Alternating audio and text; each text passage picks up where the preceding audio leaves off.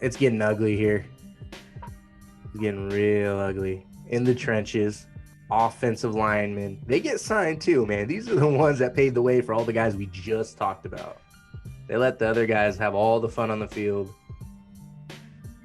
But they deserve some love too. They deserve some shout outs. There's some Pro Bowlers on here like Kevin Zeitler. Good signing by Baltimore, man. I mean, they're just so smart. They're always looking to get better in the trenches, aren't they?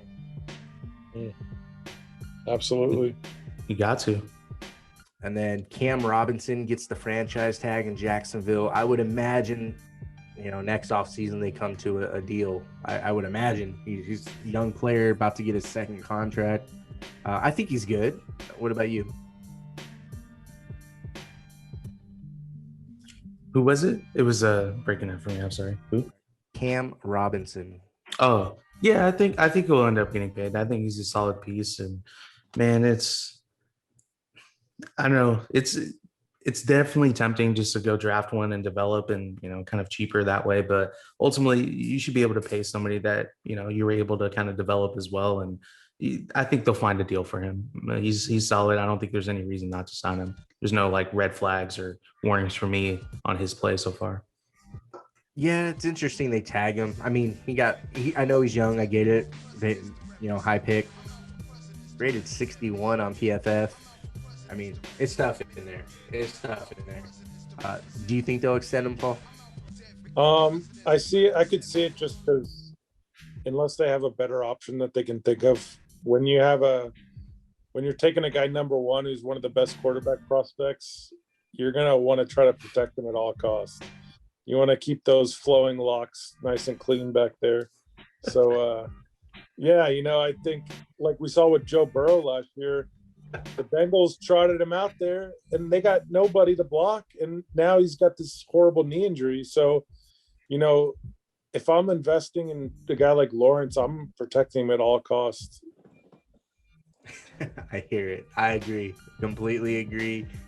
Some other notable signings, Joe Thuney, Kyle Long returning, coming from retirement to the Chiefs. Kansas City beefing up inside after releasing both of their tackles. Colton Miller, Dill, I know you like that re-signing there in Vegas. Oh, yeah, Colton. Again, my thought process is, again, I know it's a lot of money. We did it early. People are kind of mad of how they structured it because it impacts our cap. I think he adds like another $7 or $9 million in additional cap space to this season. But again, we're trying to get ahead of it. We just saw what Trent Williams got. By no means am I thinking Trent Williams is going to see that $26 million or whatever it is by that third year anyway. I'm pretty sure San Fran will move on, but I think we're just trying to get ahead of the game.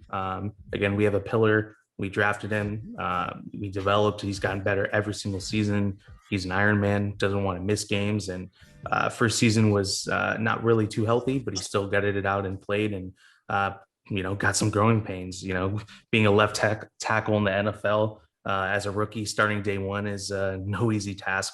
So, I think it was definitely a smart deal to get that done now. And solidify that line, especially with all the other changes that we probably don't have time to cover on our offensive line here. But we just wanted to solidify that piece and make sure that the left side's protected. And then right next to him, we still got Richie Incognito, who's on the list here as well. So left side's held down, and from there we do got some question marks that we're definitely going to have to make sure that when we show why that we moved on from some of the guys on the right hand side. And Paul, they're trying in Cincinnati to help Joe Burrow. They signed Riley Reef. Yeah, I know. I'm just saying, just throwing that out there. They're trying a little bit. Yeah. I read some reports that Joe Burrow wants his buddy at wide receiver in the draft. Do they have to go O-line? I mean, I think they'd be smart to take Penei Sewell at 5 if he's there, and just have him have your cornerstone left tackle. He's definitely by most scouts the number one tackle in the draft, and he's got a super super high, ceiling. So, and then seeing what happened to Joe last year, wouldn't you want to get as much talent as you can around him? I know the Bengals could still use receivers, now that AJ Green's gone, but I feel like, they got some good guys. I think Tyler Boyd is a solid receiver. And then T. Higgins played really well last year. So, they got a couple receivers that I think they can do well with. I don't necessarily think they need to take a receiver that high in the draft.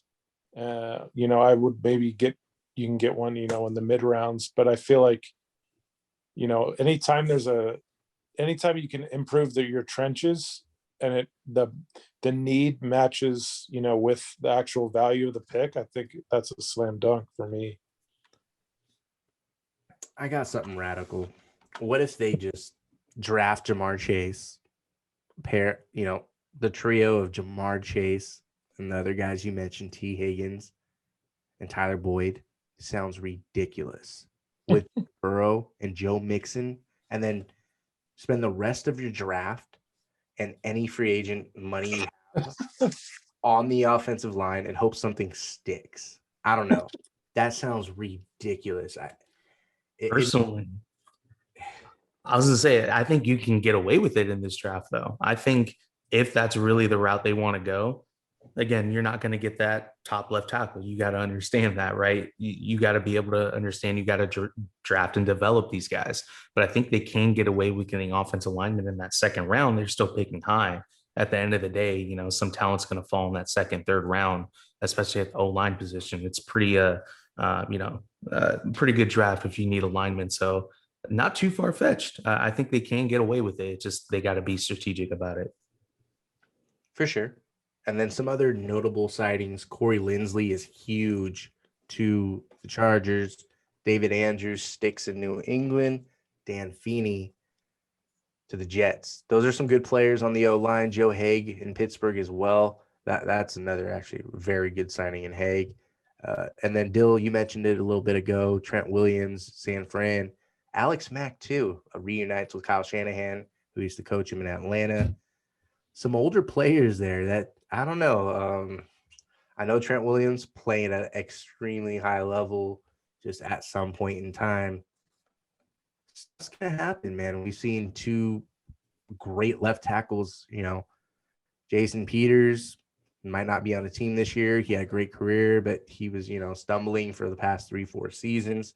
And then the dude in Dallas, left tackle, what's his name again? Tyron Smith. Yeah, man. These, all it takes is like the wrong timing for the wrong injury. And, I think the Niners, for a team that prides itself in being strong in the trenches, is playing with fire a little bit on the O-line, even though I do like the career that Trent Williams and Alex Mack both have had. I think they're playing with fire, especially in that division. That's a physical division. It just is. That's tough. Any other O-line signings you like? I like Brandon Scherf. I've been wanting to steal him from Washington for years. Happening at all. Anything else catch your attention before we move on to the defensive side of the ball? For me personally, it was Taylor Moton in Carolina. That was a right tackle that I was kind of circling once the Trent Brown situation was getting sorted out.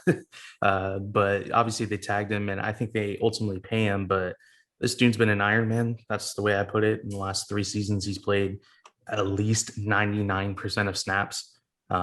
He's only penalized 2 times last season and gave up 3 sacks last season. So he's solidifying that right side of the line. You don't have to worry about that. I know that's a bigger emphasis I've kind of noticed in the past couple of years, making sure that the right tackle is a solidified position on that line. And he's just an athletic dude that can get in the second level and maul over some people. So I think they got a good one there. Just like Robinson, I think they'll figure it out after this season.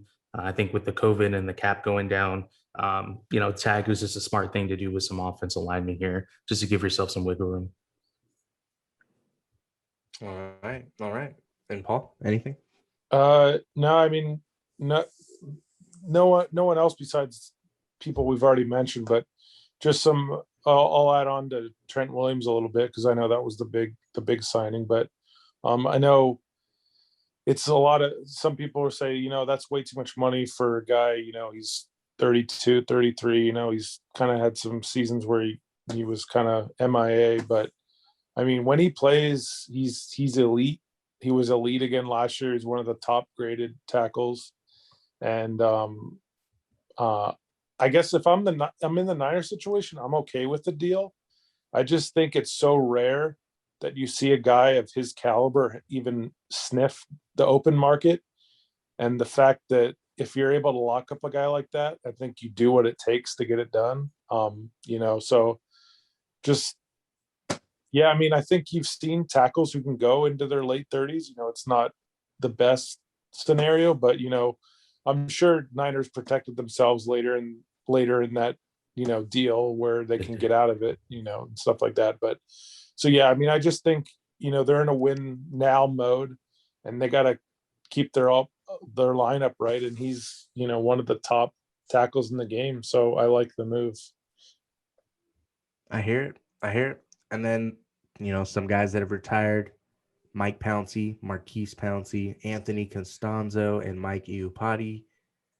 Any of the Pounceys or Costanzo Hall of Fame worthy or candidates ever at some point?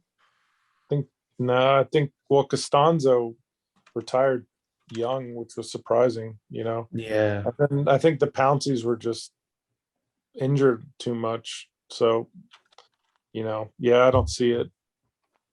Yeah, that's tough. I don't know. I feel like you have to definitely just completely stand out as a lineman. And I don't know. I think they're all serviceable, good dudes. But yeah, I don't think Hall of Fame nods, unfortunately.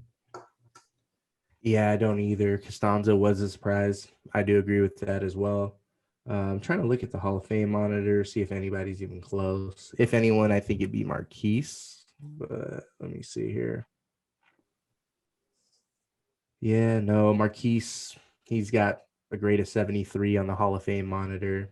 The average for a center is 108.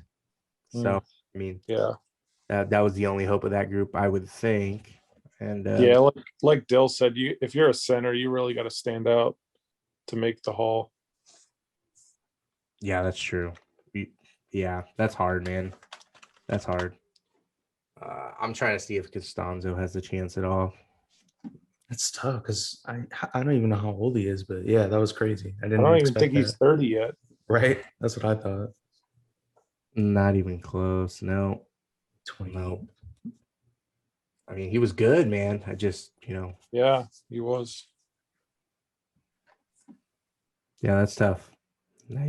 Cameron Lee, 2011, just retired. Yeah, he was really good, but no, not even close on Pro Football Reference's meter, at least. And hey, that'll do it for the offensive line position.